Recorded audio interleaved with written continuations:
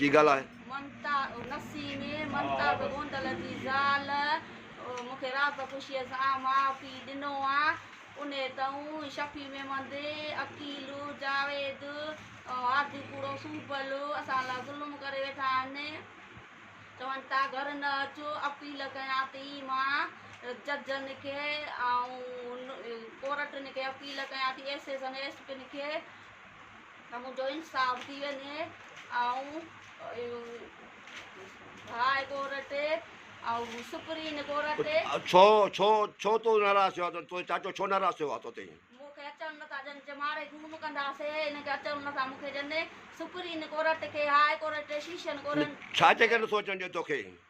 नथा अचनि ॼण मिले ज़ुल्म करे वेठा आहिनि बेगुनाह आहे हार कोर्ट के सेशन कोर्ट के सुप्रीम कोर्ट के मां इतलाह कयां थी मूं ते मुंहिंजे मामे वाद बशक ते वाद बशक पुट सिजात खे महबूब जे पुटनि खे रमज़ान जे पुटनि ते कूड़ियूं एफआईआर थी वञनि इंसाफ़ मुंहिंजो थी वञे मां ग़रीब आहियां असांखे बचाइण जी तौफ़ीस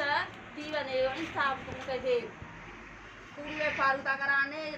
नौशोरे कोर्ट खे ऐं गटियारे वारी कोर्ट ते असांखे वॾो एफआईआर जो माना प्रोग्राम था कनि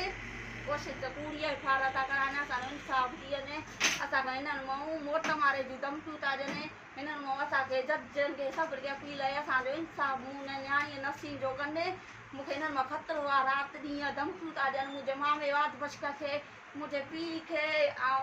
महबूब जे पुटनि खे महबूब खे रमज़ान जे पुटनि खे सिजात खे था धमकियूं ॾियनि असां ग़रीब आहियूं असां ख़ानदनी माण्हू आहियूं